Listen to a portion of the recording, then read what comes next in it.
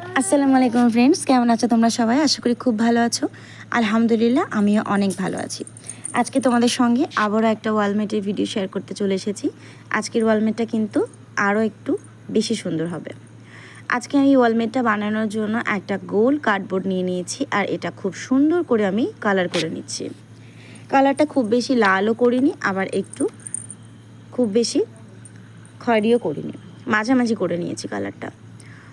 বোর্ডটা কালার করার পরে আমি এখানে কয়েকটা সাদা ফুল বানাচ্ছি। আমি কাঠগোলাপ বানাচ্ছি।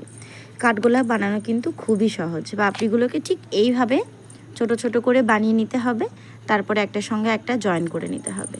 আর জয়েন করে নেওয়ার পরে 5টা পাপড়ির যে মুখটা হবে সেটা একটু অ্যাডজাস্ট করে দিলেই হবে। আর এই কাঠগোলাপের মাঝখানের অংশটা কিন্তু হলুদ দিলেই সব থেকে বেশি ভালো লাগে।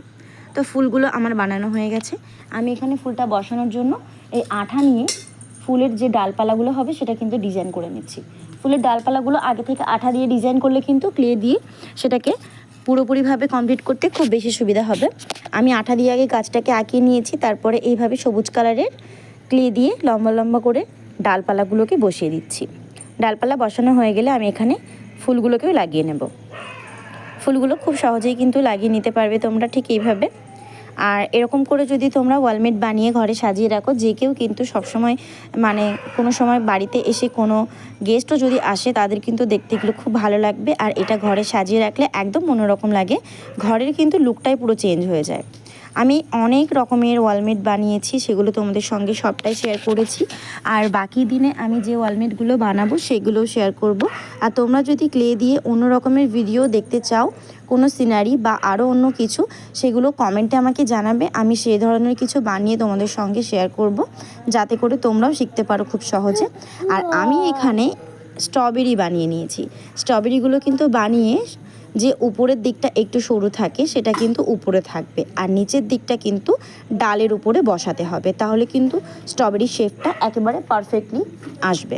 আমি এখানে সবুজ কালারের ডাল ডাল মতো বানিয়ে স্ট্রবেরিটাকে উপর থেকে খুব সুন্দর করে ডেকোরেট করে নিচ্ছি।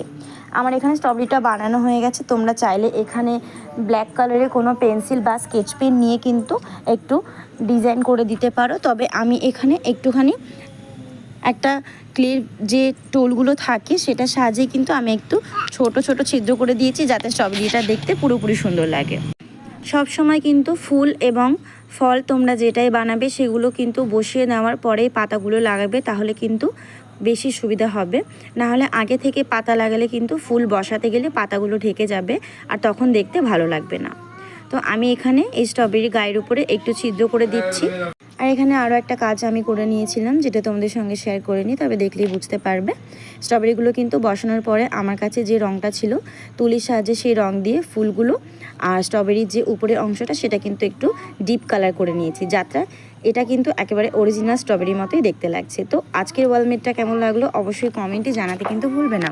যেভাবে তোমরা আগের ভিডিওগুলোতে ভালোবাসা দিয়েছো, এই ভিডিওগুলো খুব বেশি ভালোবাসা দিয়ে দেখবে। আশা করি তোমাদের ভালো লাগবে। এটা বানাতে আমার অনেক বেশি সময় লেগেছে, আর দেখতে কিন্তু তোমাদের খুব বেশি সময় লাগবে না। একবার শিখে নিলে তোমরাও বানাতে পারবে। আজকের মতো এখানে শেষ করছি। সবাই ভালো থেকো।